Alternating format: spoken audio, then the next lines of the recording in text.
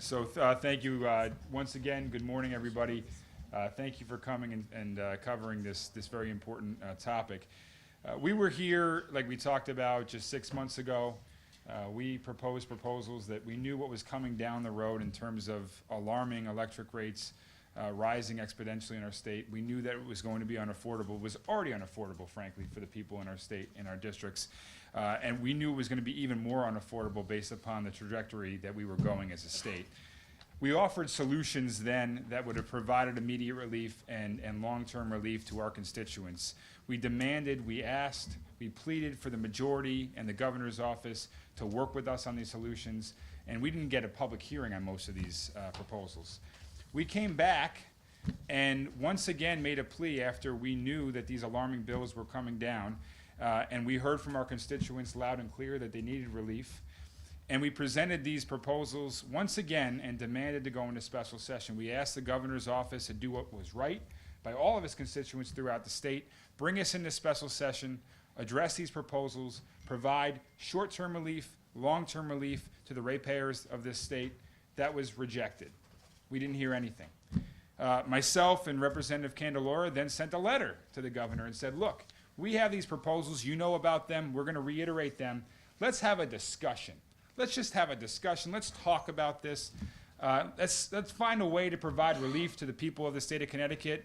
We heard nothing. We sent another letter. The governor and the Democratic majority went off to Chicago. They came back. Still nothing. So our only vice left in the minority party in the state of Connecticut is to petition. And we're proud to announce today that we have every single Republican senator and Republican representative that has signed a petition to go into special session and to address this issue, to provide immediate relief to the ratepayers of our state, and also long-term relief that's going to finally stop the bleeding and once again get us on a trajectory where we're not the second highest electric rates in the country. Our constituents feel it. I can tell you that the folks behind you and myself, supermarket, the church, the synagogue, doesn't matter where we go, we hear from our constituents loud and clear that something has to be done. It is a dereliction of your duty as a representative or a senator not to do something about this issue and not to do it now. So we have a petition. We would ask the Democrats to join us in this effort. Let's go into special session. Let's provide relief to our ratepayers. Thank you. And I'm going to introduce Representative Candelora, who we've been working with on this. Thank you. Good morning. Today we're here to say we're not going away. What we continue hearing from our constituents isn't that I don't want to pay my electric bill. It's I can't pay my electric bill. I get phone calls from people saying, what happens if I just don't pay the public benefit charges? These are significant issues out there. This is unique. I've never seen this type of response. And what's sad is, as Senator Harding pointed out, is that we've asked for meetings with the Democrat leadership and with the governor. We sent them 2 letters, one on August 9th, one on August 16th, just requesting a meeting to have a conversation. They have gone unanswered. And so the arrogance of the majority sort of is reigning strong in the state of Connecticut. It's disrespectful to the residents of Connecticut. We have an obligation to try to solve this problem. This is what we're here for. So today we are petitioning. We have most of our Republican members have already signed the petition to go into special session to propose what we talked about back in February and then again last month. And these are to look at moving the public benefit charges out of our electric bills. Number 2, we're looking at focusing on the 2 items that are non-recurring expenses, that being the moratorium that was put in place by Governor Lamont for 4 years, telling people they didn't have to pay their bill. It doesn't make sense that now you're going to make people who are paying their bills pay for that. That is something that the state of Connecticut should be picking up. The second piece is the electric vehicle mandate that was put down, the $80 million. That's going to be going on to everyone's electric bills on September 1st. As if it wasn't bad enough what people were hit with in July and August, they're now going to be hit with even more. And we want it to stop. And so those are the 2 costs that we want to look at getting covered. And then the other is to cap the power purchase agreements at 150%, redefining the renewables and restoring Pura to its independence, taking it out of the governor's office. As I've said, they're operating out of a spare room in the governor's office. They become more political than I've ever seen. You know, typically when we all watch baseball nowadays, the officials are not supposed to be part of the game. Unfortunately, we hear more and more about Pura. They've become part of the game, and that's a problem. And so lastly, we are calling on the residents to help us in demanding for a special session. We have a website, specialsessionct.com, that people could go to petition their legislators to sign this petition to go into session. Thank you, and I'll turn it over to Senator Fazio. Good morning. We're here on behalf of constituents from all across the state who know a few things. First, that electricity rates in Connecticut are just too damn high. They're the third highest in the entire country, behind only Hawaii, which is an island, and California, which has lost its mind. It's higher. It's higher than all of our neighboring states, and our constituents also understand what that reflects, and that is that Connecticut state policies, our state government, bears responsibility for those enormously expensive rates. And finally, they understand that state leadership needs to act, and they need to act now. And that's why we're here to call for a special session so we can bring people together across the aisle to address these underlying problems and pave a way to lower rates in the future. Our proposals, several of our proposals, are time sensitive. There are policy issues that need to be addressed as soon as possible in order to ensure that we can provide both short-term and long-term relief. This is not solely a set of proposals that can be addressed in January. It needs to be addressed now. Three specific reasons for that are, first, that we now have a PURA decision that is calling for ratepayers to be subsidizing private vehicle charger installations through the public benefits part of their electricity bill. I don't think a grandmother on a fixed income or a low-income family should have to pay higher electricity bills in order to subsidize the installation of an electric vehicle charger for a millionaire. But that is the current state policy, and we need to address that program going forward as soon as possible because costs are accruing. Even many Democrats, including Democrats in leadership, have acknowledged that this is not the right policy. We need to address the high cost of power purchase agreements immediately because we have potentially a contract that could be signed for offshore wind that could be 3 times the cost of the Millstone contract for 30 years. You think your public benefits charges are high now, just wait until if we sign a contract for 15 cents per kilowatt hour offshore wind compared to 5 cents per kilowatt hour nuclear. And finally, we need to look at using existing but unspent ARPA dollars, the little which remains, and reallocating it to pay down those one-time expenses due to the unpaid bills, due to the shut-off moratorium. This is why we are urging everyone to go to specialsessionct.com across our state to urge their legislators to call a special session, not just because we all agree that we need to do something to lower long-term rates, but that we need to act now. There is an urgency to this situation for those 3 reasons and more. People are hurting, but we're here to help. Thank you, and I'll turn it back over to Senator Harding. So thank you, Senator Fazio, and we'll open up to any questions that you may have. But again, the crux of this is that we've been demanding action and have heard absolutely nothing from the majority in the governor's office, and it's about time something gets done. Can someone explain how your relief would work with in terms of the moratorium? I mean, the rate's already paid, you got 10 months. If in September or October or November, you guys do what you're advocating, how does that work? It would be removed from the bill. So you would take.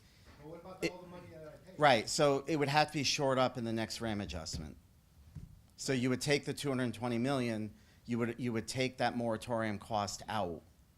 that, say, 200 million that, or 100 million that was collected in July goes back to the customers as a credit. As a credit, not a rebate. I don't think it could be a rebate, but that's something that would need to be worked out. And going forward, the ARPA dollars would cover the remainder of what's, Well, ARPA could be in the mix, and this special session doesn't specify what revenue to draw from, because obviously, we want to keep that open-ended as part of the conversation. And I do want to add, just to correct the record, at 9:59 today, we finally did get a response from the governor, a letter from him not agreeing to a meeting, just sort of asserting all the great things that he's done for our energy, and he's going to reach out to the ranking members and chairs for a meeting in the future. And this is the problem, is that we waited till 9:59 this morning to get a letter saying we'll work to get a meeting done. Half measures won't work anymore. Half measures are not going to work for our constituents who are struggling to pay this bill. We needed action a long time ago, and to get a letter to say we're working on it is unacceptable and wrong. Sign the petition, let's go into special session. Kenny, you had said earlier that Pura is part of the game. What did you mean by that, and what do you think Pura needs to do to make this better? Well, when you see Moody's downgrading us and citing our bad regulatory environment and the decisions that Pura has made, that's a problem. When you see our utility companies, not just our electric, but also our water companies, going into litigation against Pura for decisions they've made, that's a problem. When you see Pura not reimbursing our companies in a timely fashion, giving them a zero increase, and then piling it all up into the second year for our residents to pay a massive credit card bill, that's a problem. And so the decisions that have been made aren't based in regulation anymore. They're being based in politics. And it's by evidence of the fact that they're being sued every other day because they're not adhering to the regulations that they're obligated to adhere to. So what happens, what needs to happen? Revamp Pura, have different people? Yeah, I think we need a broad conversation. The governor has never reappointed these people, so they're serving at his whim. So they're essentially operating out of his office. We have, by law, supposed to have 5 members of Pura. The governor unilaterally decided, I only want 3. You're breaking the law. Pura should be an independent agency again. We shouldn't have Commissioner Dykes influence these decisions, moving away from nuclear and gas and putting us into a renewable market that's expensive for our residents. They shouldn't be creating a policy to mandate electric charging stations when the legislature has not acted yet. So those are just a few of the things I think they've done incorrectly. Do you agree that Connecticut's big problem is that we do not have a long-term energy plan? And we've kicked that can down the road. How likely is that really going to change in the coming months, that Connecticut is going to really make up for the power at Millstone, or have cheap? Well, the problem is we do have a plan, and the Democrats have followed California in their market, and that's the problem. They put all their eggs into renewables at all costs, and they don't want to start having this conversation about looking at alternatives to bring that cost down. So sadly, the plan they have is a train to nowhere, and the residents are paying for that bad plan. And I think just to follow up on that really quickly, I mean, that's part of why we need to provide some long-term relief, which I think there's some relevant reasons to it now as this contract is underway potentially for wind, in that even though the majority has set this plan where they're purchasing energy in some cases at 3 times what the market rate may be, 3 times more than what Millstone is currently, that the ratepayers are now going to have to pay for, we have proposed, and Senator Fazio has been a big part of this, in presenting caps to that. So even though there might be a plan to purchase more unaffordable energy at the backs of the ratepayers, which could make this problem worse, if we can implement caps now that could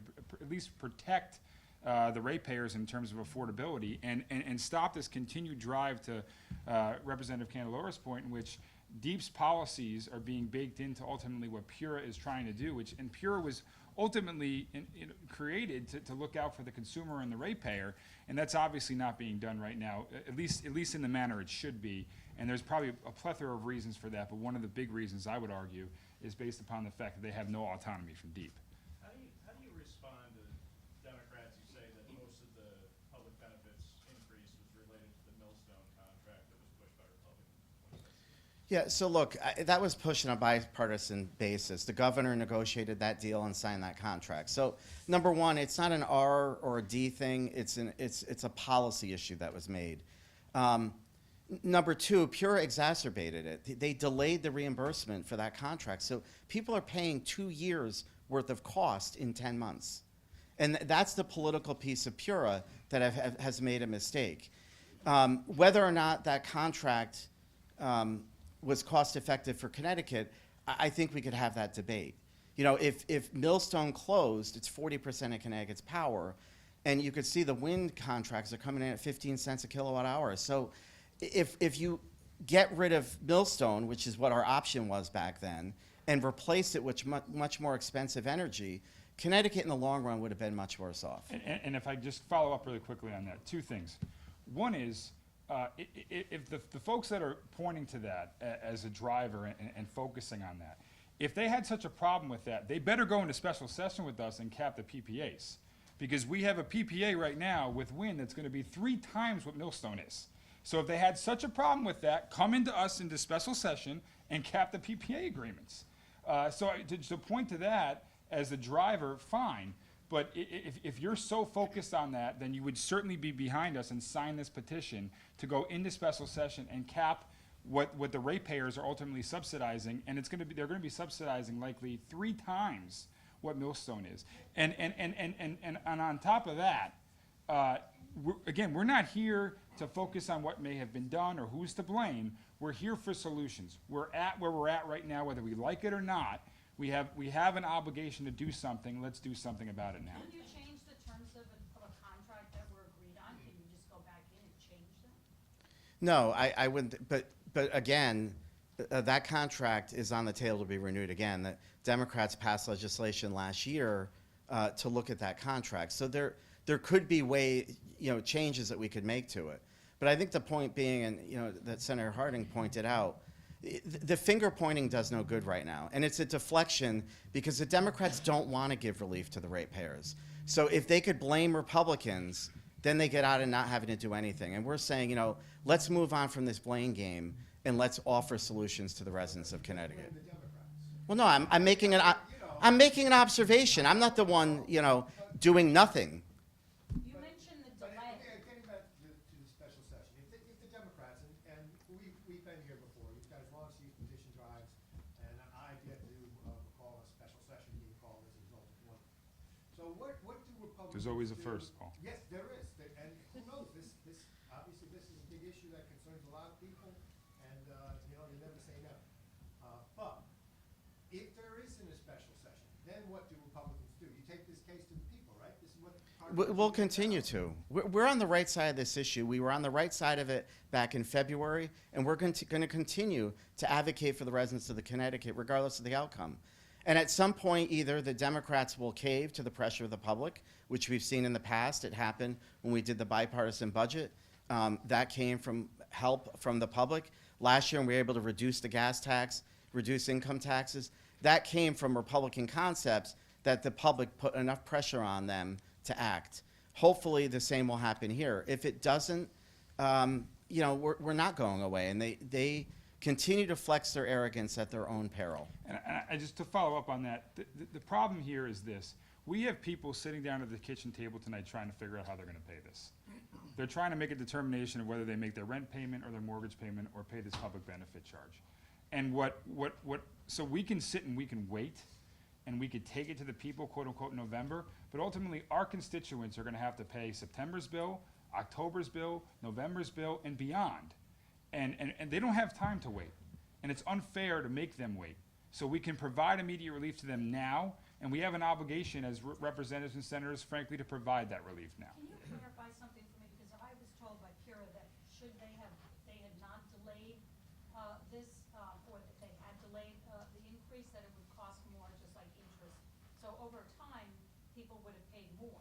Yeah, Pura's delay of their decision last year to not allow, it cost us more this year. People are paying interest on that money. So that is part of the problem here. And that is why we were critical of Pura last year when they denied any cost recovery for all of these items. They're the ones that piled it up and let it ramp up to the amount of money that it ramped up to, and they thrusted it on the ratepayers along with interest.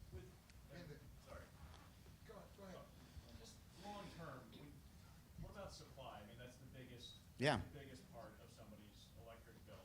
I mean, oil and gas are pretty much gone as far as electric generation.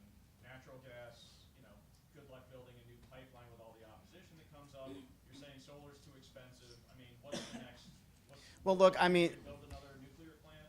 there are a lot of options out there. I think we did have a bill passed to look at nuclear, and we should be looking at nuclear. We should not be giving up on gas and hydro. If you look back over the last 10 years, under Governor Malloy and under Governor Lamont, all of those alternative projects have been stopped by these administrations. We have a Commissioner Dykes who doesn't support these type of programs. Our waste to energy plants are being closed all throughout the state. And when you look at Europe that has zero emission waste to energy plants, they are building nuclear, and we are going in the wrong direction, in my opinion. There are opportunities out here, but the problem is those are all long-term solutions. And so we're saying we need to start with that long-term conversation today.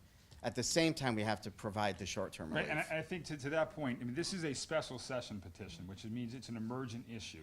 So these are short-term solutions that are immediate relief and stopping the bleeding, because it's only gonna get worse from here. We're trying to implement these proposals so it doesn't get worse.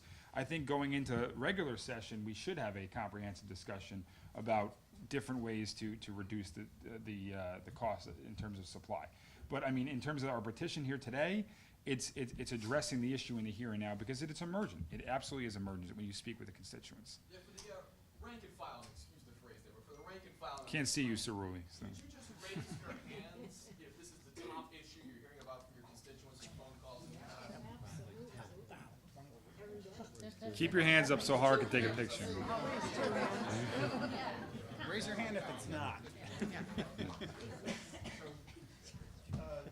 have a question? That was the question. Okay, good. I did phrase it as a question. Looking at small ball first here, the rates the second half of last year, at the rates of the second half of last year, the difference between what you would have paid then and what you're paying now for an average bill ranges from $13 in November to $22 in August, right? So that's obviously not why all these hands are up, right? Your hands aren't all up because of $22 increase in August. The average bill in August, 948 kilowatt. This is for Eversource, most of the state, not UI, right? So usage is up, and it spiked. So usage spiked, right? Secondly, you yourself said that we could debate about the Millstone contract. The Millstone contract is I think 3/4 or 2/3 of the increase in Eversource. It's less at UI, that is correct. $5 a kilowatt hour may start to look good. I oppose the deal too, don't get me wrong. But $5 a kilowatt hour may start to look good in the 5 years, out years of the deal. So the bottom line is, what precisely are you asking for now? And is your anger related to the long-term issues that should be done in regular session, or these short-term payments that we need to do now? And I think Senator Fazer wanted to speak on that. Sure, Dan. I think it's a complicated but important question. I think, first of all, yes, bills went up because, Cerulli's was an easier question. yes. I like Cerulli's question. Yeah, this is, I prefer multiple choice as well. Yes, bills went up because usage went up, but bills also went up because rates went up, which was actually quite surprising because the cost of wholesale power in the competitive market actually went down. So your supply charges went down at the same time that your overall rates went up. The Millstone charge is negatively correlated with the supply charges because it's a hedge. So yes, we're locked in at 5 cents. The hedge, when you're hedging it out, it doesn't occur at the exact same time that you're buying in power standard service, which is a more technical distinction, but it is a hedge, so it's a fixed price contract. So yeah, when the credit goes up in the public benefits related to Millstone, it's happening while supply is going down. So there's two other reasons that public benefits went up by so much in this period, and that was the delay in the credit due to the PURA decision. So the delay in the credit, so you got a higher charge a delay in a reimbursement. So you got a higher charge in public benefits this period. You normally would have gotten that earlier. And then second, because of the shut-off moratorium. The supply was 13 cents last summer compared to 9 this summer. You would have gone nuts if you had added that figure to the. But see that, I mean, and that's where it And then you're becomes paying political. interest on it too. Yeah. Yeah. Yeah. So what exactly are you asking for in a special session? All these topics aren't gonna come up in a special session. No, our petition has what I outlined in the beginning. That's pretty broad. It is broad. But look, I think it all needs to be put on the table. We wrote it broad enough to have those conversations. And we could always whittle it down as we go. But these are important conversations that need to be had. And remember, we wanted it in regular session. We raised this in February before the bill deadlines were due. And the chairman of the Energy Commission and the leadership rejected almost all of them. And we had almost no legislation this year on energy policy. It was outrageous. And so we are now saying, now that the public has figured it out and they're pissed off, we're saying let's go in now and deal with what we should have dealt with this past session.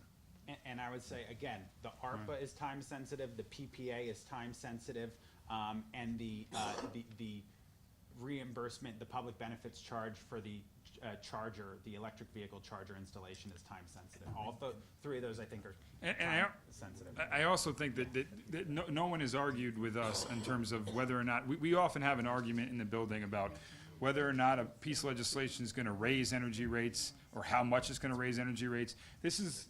We are the ones delivering the proposals that are going to reduce energy rates. And really the argument is how much is going to reduce energy rates. So for once, let's do the right thing and make our energy rates more affordable in the state and take up these proposals. So it's really an argument of how much relief we can provide. And I would argue that we really should be open to a lot of ideas here. Where do you stand on the public benefits then? If you want to move them off the bill and you want to put them in the general fund, I assume everybody here wants to vote for them then. Right? No, not Not necessarily. necessarily. I mean, look, I don't think any of us would want to vote for the EV Right, charger. Yeah. but the point of doing that is we want to bring transparency to that process. So if you're going to mandate electric vehicle charging stations, that needs to come before the General Assembly as a budgetary process, as opposed to having Pura making these decisions in the dark of night.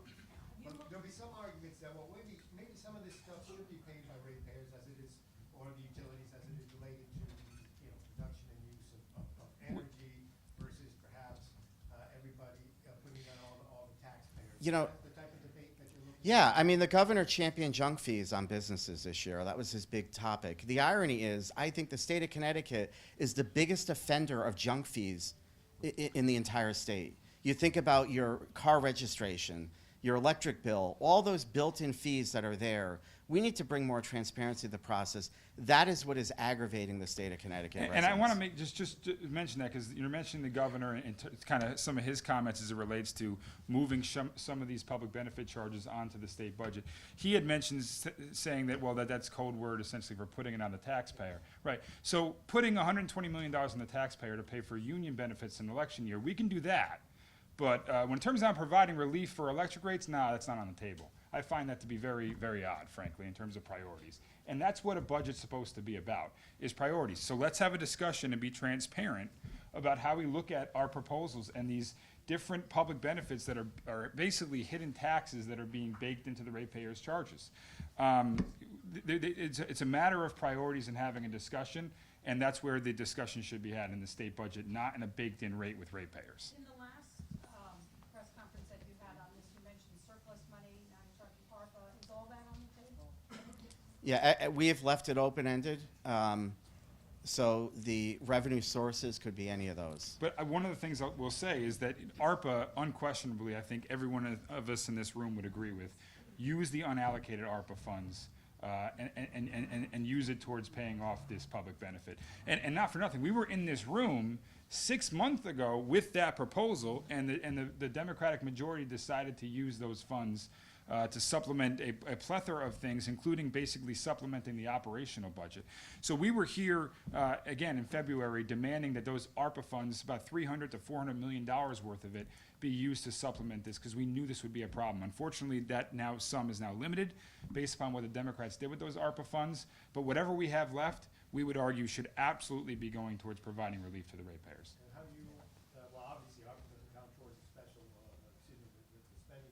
Correct. But if you appropriate a surplus, I mean, what does that do? You credit It's a revenue intercept. It would fall outside the spending cap. So you wouldn't implicate the guardrails. implicate the spending cap. And the biggest thing is, we're the only ones here with the plan. If the Democrat majority in the governor's office has a better idea about ways to provide relief, let's have a discussion. We wrote you multiple letters and we got a response at 9:59 a.m. So if you were really truly wanted to have a discussion about these proposals, you would have called us into the room and sat down and had a discussion about ways to provide relief. We've been standing here for months to have that discussion. We're once again with a petition now. If the Democrats want to join us, let's have a discussion about providing immediate relief. There's multiple ways we could possibly do it. Let's have that discussion. That's what we're asking You for. guys be interested in a special session post-election? I'd be Yeah, interested in a special session now, today, tomorrow, a week. yeah. I mean, Yeah. if you do it after the election, it is too late. You've got 3 months of electric bills that are paid. So as we talked about, the relief would be, it would whittle down to nothing. And I'll say I'm sympathetic. I think part of the Democrats' problem is that they don't even know what the 2025 budget looks like because they failed to do a budget. They failed to reconcile their spending with their revenues, and so they have problems there. So there could be an opportunity if we have this conversation, maybe to see where Connecticut's fiscal picture is sooner than later. Can I just circle back on one thing that you said about, so this was supposed to be for 10 months, right? Yes. You said costs are expected to go up on September 1st again, so is that? That's the electrical vehicle component, the 80 million. Your public benefit's gonna go up because of that EV. I mean, again, these are all things that should be in the budget. You mentioned the 959 several times. Are you saying in all this time, have you not had a conversation with the governor since the session ended or during the session? Like, when have you spoken or not to the governor about this whole issue? In terms, we sent him a letter, how many days ago was that? August 9th and August 16th. No, this summer we've not had any And conversations. he has not responded. I did call him to tell him that we'd be calling for a special session before we had our press conference, however many, 19 days ago, to advise him of that. Other than that, I've had no discussion with the governor regarding that. And I just got a note, here it is, that at 9:59 this morning when we were walking up here, evidently we got a letter in response back from something we wrote him multiple times since August 9th. Yes. It's a Dear John letter. Maybe that was to Vin. I didn't read that letter. That it's- might have been Vin's interpretation. It's a thank you, but no thank you. So did he, well, we'll ask him what he said. Never mind what he said.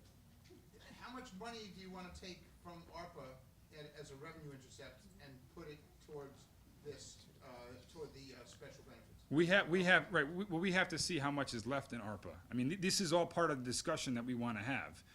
Is we could have a discussion about what the comptroller or any OPM or any of the agencies that are overseeing the ARPA funds and work with the governor's office to see what we could use in unallocated ARPA. I do know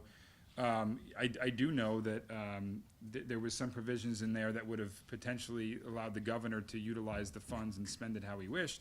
I think we as a Republican minority here believe that we should dictate through legislation here in this special session that it should be used and directed towards paying down the public benefit to provide that immediate relief. So we don't. You don't have a So specific amount. the ARPA funding is about 40 million, we believe.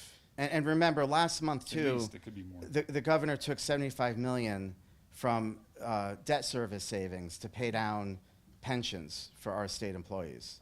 So there's a lot of money that's moving around right now, and I think we need to have a conversation about prioritizing the residents of Connecticut, not just our state employees. Right, but it doesn't add up to a lot on the bill. Well, I mean, we have a discussion all the time in this building about how every cent counts. And when we speak with my constituents and these folks speak with their constituents, every single dollar counts. And we're the only ones, last I checked, with a proposal to reduce energy rates. So again, you want to provide more relief? Great. Let's have a discussion, because as of now, until 9:59 a.m., other than a letter that says, hey, maybe we'll have a discussion, we haven't heard a response or anything. We've been here in this room multiple times begging the majority of the Democrats to do something on this, and they're unwilling to do anything. So we have a proposal to provide some relief. We're willing to explore further relief, We want to go into special session to have that discussion. Yeah, there's an opportunity for us to provide even more relief. Yes. You're basically just be paying off the hardship uncollectible costs? Well, I mean, I think that's where it would be directed first, but I mean, there could be a discussion about providing further relief in terms of paying off some aspects, other aspects of the public benefit. And ultimately, if we start shifting the public benefit onto the state budget, that's gonna provide relief in the electric rates, obviously, as well, too. So you've been critical, not you personally, oh, you have, Maybe. of, Him or me, which one? well, just because you weren't here at the time. Okay. But in the not too distant past, the Republicans were critical of taxpayers bailing out or subsidizing motorists at the Special Transportation Fund and the other way around. In other words, there is a principle of keeping the silos so that motorists pay for motorist stuff, ratepayers pay for ratepayer stuff, and taxpayers pay for taxpayer stuff. You've been critical of that co-mingle. Well, we've actually consolidated, the Special Transportation Fund, if you remember, we took revenue that's derived from transportation and segregated it into that fund. What's happening here is that Democrats are actually creating policies that are costly for ratepayers and for the residents of Connecticut and putting them on their bills. Part of this conversation, by saying we need to move the public benefit charges off of people's bills, is going to force this conversation of you can't create these public policies and only have a few people pay for them. I mean, for instance, these electric charging stations cost a lot of freaking money. And the people that are driving them are not my constituents. They're the wealthy constituents in the suburbs that, guess what, don't pay gas tax anymore, so they're not contributing to our roads. They don't pay any fees for these charging stations, and a lot of them they get to charge up for free. How is that fair to residents that are living in poorer communities that are stuck paying that bill? It's sick. So, I mean, we could sit and we could argue till we're blue in the face about different aspects of what we said before and what we believe now or what we've looked at now or different ways we can provide relief. At the end of the day, we're the only ones standing here looking to go in and do work now to provide relief. So let's have the discussion. I'd like to have it over in the chamber as opposed to over in this room. So it takes the Democrats to sign this petition, bring us over across the street, and let's have the argument over there about how we can provide immediate relief, because we're the only ones doing it, and I'm lost, frankly, as to why. I really am lost as to why. I think that's it. All right, thank you, everybody. Thank you.